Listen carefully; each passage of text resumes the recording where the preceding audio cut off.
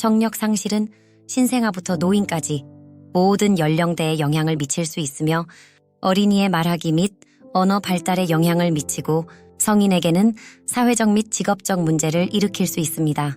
청력 손실은 웨이도 EAC, 소리 전도 메커니즘 달팽이관, 달팽이관 신경 및 중추청각 경로를 포함한 청각 회로의 어느 곳에서나 발생할 수 있습니다.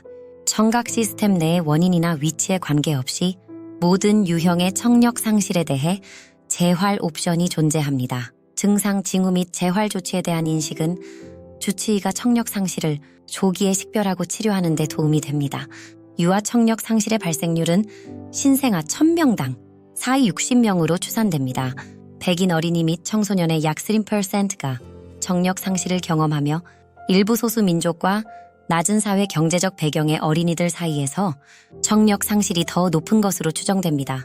아동기 청력 상실은 연가나 아동이 음성에 반응하지 않는다고 부모가 보고할 때, 말하기 또는 언어 지연이 있을 때, 듀엔티트 학교 성적이 좋지 않을 때 종종 확인됩니다. 청력 상실에 대한 간병인의 우려는 추가 조사를 하도록 유도해야 합니다. 선별 검사를 촉발할 수 있는 청력 상실에 대한 추가 위험 요소, 어린이 청력 상실의 중요한 교육적, 사회적 영향으로 인해 미국 예방 서비스 태스크포스, United States Preventive Services Task Force는 모든 신생아에게 신생아 청력 검사를 권장하게 되었습니다. 미국에서 신생아의 약 65%는 퇴원하기 전에 청력 상실 검사를 받습니다.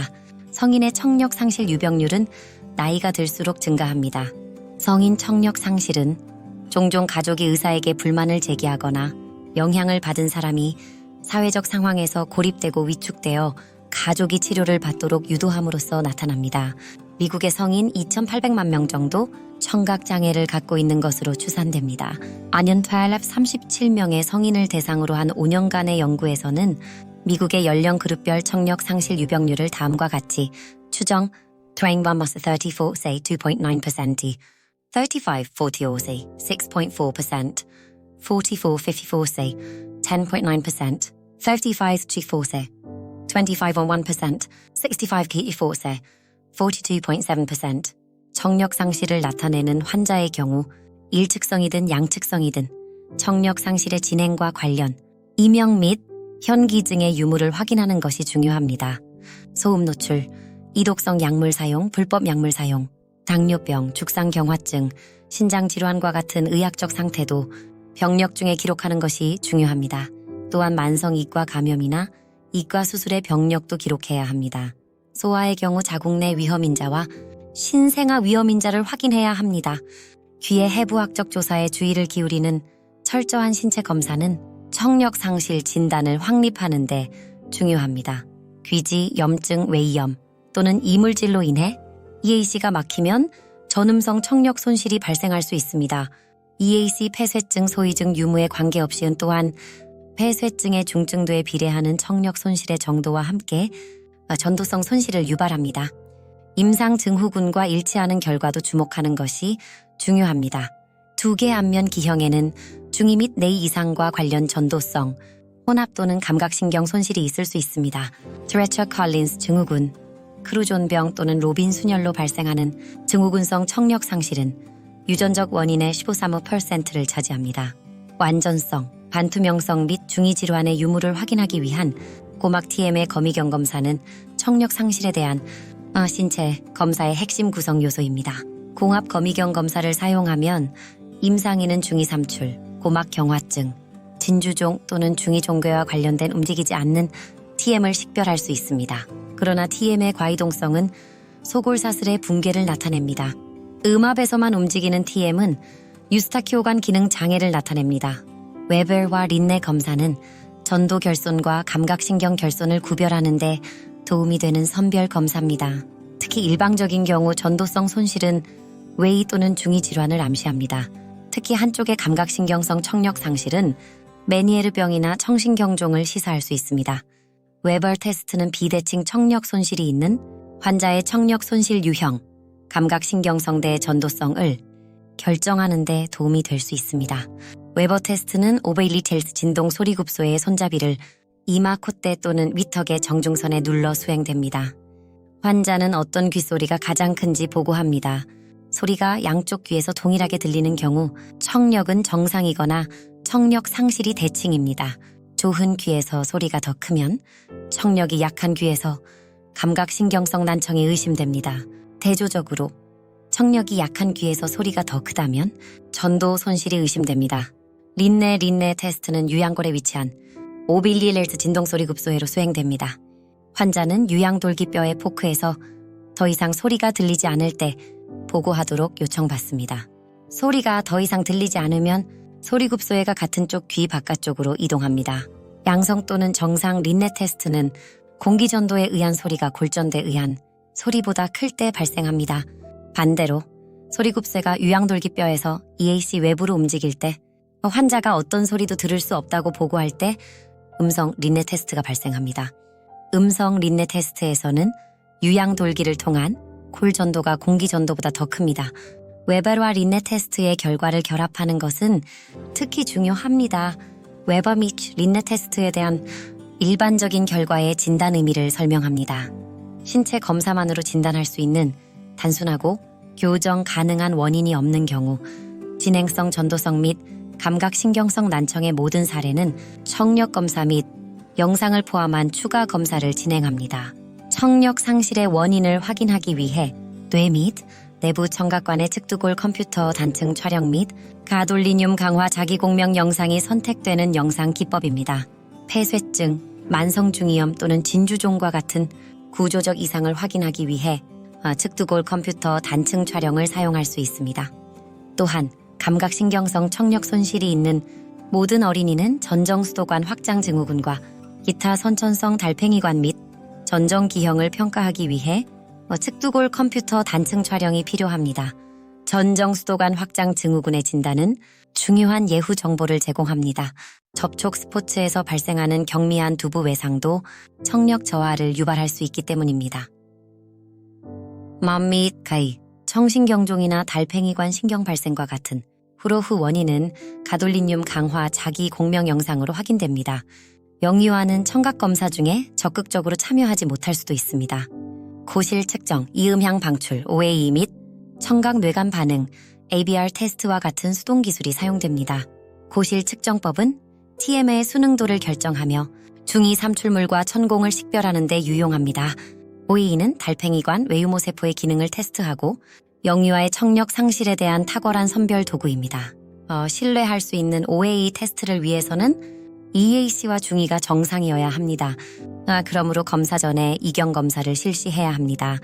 현재 OAE는 정상적인 청력 청각 신경병증 제외를 나타내는 반면 OAE가 없으면 30dB 이상의 손실을 의미합니다. 청각 신경병증의 경우 영향을 받은 개인은 정상적인 OAE를 나타냅니다. 그러나 청각 경로를 통한 신호 전달이 손상되어 비정상적인 ABR 테스트가 발생합니다. 청각 신경병증이 의심되거나 개인이 OAE 선별 검사에 실패하면 ABR 검사를 수행해야 합니다. ABR 테스트는 청각 회로의 일련에 클릭 소리를 전달하며 자고 있거나 진정된 유에서 수행될 수 있습니다. 진단 ABR은 공기 및 뼈 역치를 결정할 수 있으며 음성 주파수 전반에 걸쳐 정보를 제공하여 어린이에게 증폭에 적합한 충분한 데이터를 제공할 수 있습니다. 행동 청력 측정 또는 놀이 청력 측정법은 영유에게 사용될 수 있으며 도움을 주기에 적합한 신뢰할 수 있는 청력 역치를 제공할 수도 있습니다. 행동 청력 검사 동안 청력학자는 소리가 나올 때 어린이가 인형과 같은 관심 있는 대상을 바라보도록 훈련할 수 있습니다. 소리에 대한 조건화된 반응이 생성되어 청력학자가 아동의 청력 역치를 결정할 수 있습니다. 성인 환자에게는 기존의 공기 및 골전도 청력 검사가 사용됩니다. 음성 수신 임계값은 음성에 대한 최소 청력 수준을 데시벨 단위로 결정합니다. 기존 청력 검사는 감각, 전도성, 혼합형 난청을 쉽게 구별할 수 있습니다.